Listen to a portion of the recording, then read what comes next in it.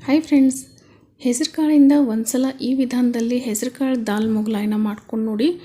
Restaurant ಧಾಬಾಗಳಲ್ಲಿ ಮಾಡೋಕ್ಕಿಂತ ಸೂಪರಾಗಿ ಮನೆಯಲ್ಲೇ ಮಾಡ್ಕೊಳ್ಬೋದು. ಬನ್ನಿ ಹಾಗಿದ್ದರೆ ಹೆಸರುಕಾಳಿನಿಂದ ದಾಲ್ ಮೊಗಲಾಯಿ ಯಾವ ರೀತಿ ಮಾಡೋದು ಅಂತ ಹೇಳಿ ನೋಡೋಣ. ಮೊದಲಿಗೆ ಇಲ್ಲಿ ನಾನು 1 ಕಪ್ ಆಗುವಷ್ಟು ಹೆಸರುಕಾಳನ್ನ ತೊಗೊಂಡಿದ್ದೀನಿ. ಕ್ಲೀನ್ ಮಾಡಿಬಿಟ್ಟು ಇದನ್ನು ಒಂದು 2-3 ಸಲ ಚೆನ್ನಾಗಿ ವಾಶ್ ಮಾಡಿ ತೊಗೊಳ್ಬೇಕಾಗತ್ತೆ. ಇವಾಗ ನೋಡಿ ಇದನ್ನ ವಾಶ್ ಮಾಡಿ ತೊಗೊಂಡಿದ್ದೀನಿ. ಇದಕ್ಕೆ ಇವಾಗ ನಾನು ಒಂದು ಅರ್ಧ ಟೀ ಸ್ಪೂನ್ ಆಗುವಷ್ಟು ಉಪ್ಪು ಹಾಕ್ಕೊಳ್ತಾ ಇದ್ದೀನಿ. ಹಾಗೆ ಒಂದು ಪಲಾವ್ ಎಲೆ 1 ಇಂಚ್ ಆಗುವಷ್ಟು ಚಕ್ಕೆ, ಒಂದು 5 ಕಾಳು ಮೆಣಸು, ಒಂದು ದೊಡ್ಡ ಏಲಕ್ಕಿ, ಹಾಗೆ ಒಂದು 2 ಚಿಕ್ಕ ಏಲಕ್ಕಿ, ಒಂದು 4 ಲವಂಗನ ಹಾಕ್ಕೊಳ್ತಾ ಇದ್ದೀನಿ. ಇದು ಜಸ್ಟ್ ಫ್ಲೇವರ್ಗೋಸ್ಕರ ಅಂತೇಳಿ ಹಾಕ್ಕೊಳ್ತಾ ಇರೋದು. ನೀವು ಕುಕ್ಕರಲ್ಲಿ ಕೂಗಿಸ್ಕೊಳ್ಳೋದಾದರೆ 1 ಅಥವಾ 2 ವಿಷಲ್ನ ನೋಡಿ ಕೂಗಿಸ್ಕೊಳ್ಳಿ. ಈಗ ಸ್ವಲ್ಪ ಕ್ವಾಂಟಿಟಿ ಇರೋದ್ರಿಂದ ನಾನಿಲ್ಲಿ ಪಾತ್ರೆಯಲ್ಲಿ ಹೆಸರುಕಾಳನ್ನ ಬೇಯಿಸ್ಕೊಳ್ತಾ ಇದ್ದೀನಿ. ಇವಾಗ ನೋಡಿ ಇದು ಪೂರ್ತಿಯಾಗಿ ಕುದಿ ಬಂದಿದೆ. ಗ್ಯಾಸ್ನ ಲೋ ಫ್ಲೇಮ್ನಲ್ಲಿಟ್ಟು ಹೆಸರುಕಾಳನ್ನ ಬೇಯಿಸ್ಕೊಳ್ಬೇಕಾಗುತ್ತೆ. ಇವಾಗ ನೋಡಿ ಹೆಸರುಕಾಳು ಬೆಂದಿದೆಯೋ ಇಲ್ಲ ಅಂಥೇಳಿ ಚೆಕ್ ಮಾಡ್ಕೊಳ್ತಾ ಇದ್ದೀನಿ. ಸ್ವಲ್ಪ ಹೆಸರುಕಾಳು ಬೆಂದರೆ ಸಾಕು, ತೀರಾ ಸ್ಮ್ಯಾಶ್ ಆಗೋ ರೀತಿ ಬೇಯಿಸ್ಕೊಳ್ಬೇಡಿ. ನೋಡಿ ಈ ರೀತಿ ಹೆಸರುಕಾಳು ನಮಗೆ ಕಾಣ್ತಿರಬೇಕು, ಇಷ್ಟು ಬೆಂದರೆ ಸಾಕು. ಇವಾಗಿದ್ದ ಗ್ಯಾಸ್ ಫ್ಲೇಮ್ನ ಆಫ್ ಮಾಡ್ಕೊಳ್ತಾ ಇದ್ದೀನಿ. ಹಾಗೆ ಇದರಲ್ಲಿ ಹಾಕಿರುವಂಥ ಮಸಾಲೆ ಏನಿತ್ತಲ್ವ ಅದನ್ನು ತೆಕ್ಕೊಳ್ತಾ ಇದ್ದೀನಿ. ಇದು ಜಸ್ಟ್ ಫ್ಲೇವರ್ಗೋಸ್ಕರ ಅಂಥೇಳಿ ಹಾಕಿರೋದು. ಯಾವಾಗಲೂ ಒಂದೇ ಥರ ಮಾಡಿ ಬೇಜಾರಾಗಿರುತ್ತೆ, ಹಾಗೆ ತಿನ್ನೋರಿಗೂ ಕೂಡ ಬೋರ್ ಆಗುತ್ತೆ. ಈ ರೀತಿ ಡಿಫ್ರೆಂಟಾಗಿ ಮಾಡಿಕೊಟ್ಟಾಗ ತುಂಬಾ ಇಷ್ಟಪಟ್ಟು ಖುಷಿಯಾಗಿ ತಿಂತಾರೆ. ಇವಾಗ ನೋಡಿ ಇದು ಪೂರ್ತಿಯಾಗಿ ಚೆನ್ನಾಗಿ ಬೆಂದಿದೆ ಕಾಳು. ಇದನ್ನು ಸೈಡಲ್ಲಿ ತೆಗೆದು ಇಟ್ಕೊಳ್ತಾ ಇದ್ದೀನಿ.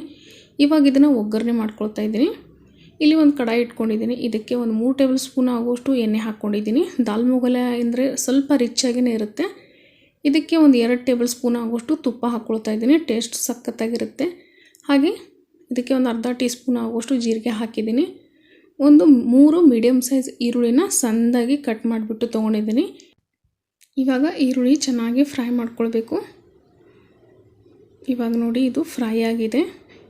ಇದಕ್ಕಿವಾಗ ನಾನು ಸ್ವಲ್ಪ ಹಸಿ ಶುಂಠಿ, ಹಾಗೆ ಸ್ವಲ್ಪ ಬೆಳ್ಳುಳ್ಳಿ, ಹಾಗೆ ಒಂದು 2 ಹಸಿಮೆಣಸಿಕಾಯಿ, ಇಲ್ಲಿ ಒಂದು ಅರ್ಧ ಇಂಚ್ ಆಗುವಷ್ಟು ಶುಂಠಿ, ಹಾಗೆ ಒಂದು 5ರಿಂದ 6 ಬೆಳ್ಳುಳ್ಳಿ ಹೆಸರನ್ನ ತೊಗೊಂಡಿದ್ದೀನಿ. ಸಣ್ಣದಾಗಿ ಕಟ್ ಮಾಡಿಬಿಟ್ಟು ತೊಗೊಳ್ಳಿ.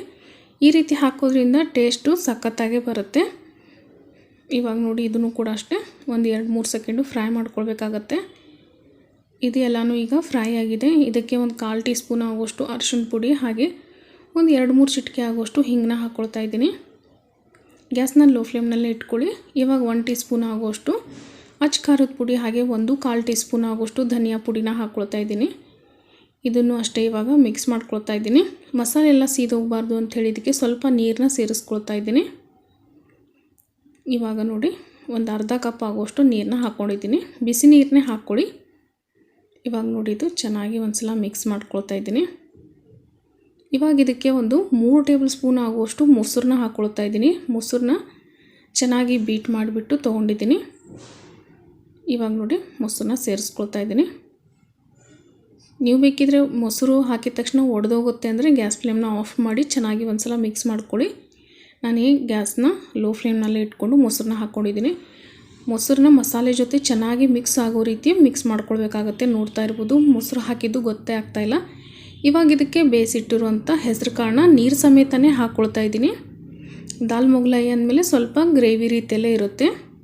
ಇವಾಗ ನೋಡಿ ಇದನ್ನು ಮಿಕ್ಸ್ ಮಾಡ್ಕೊಳ್ತಾ ಇದ್ದೀನಿ.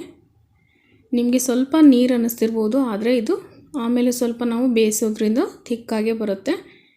ಇವಾಗ ಇದು ಕುದಿ ಬಂದಿದೆ. ಉಪ್ಪು ಖಾರನ ಟೇಸ್ಟ್ ಮಾಡ್ಕೊಳ್ಳಿ ಒಂದು ಸಲ.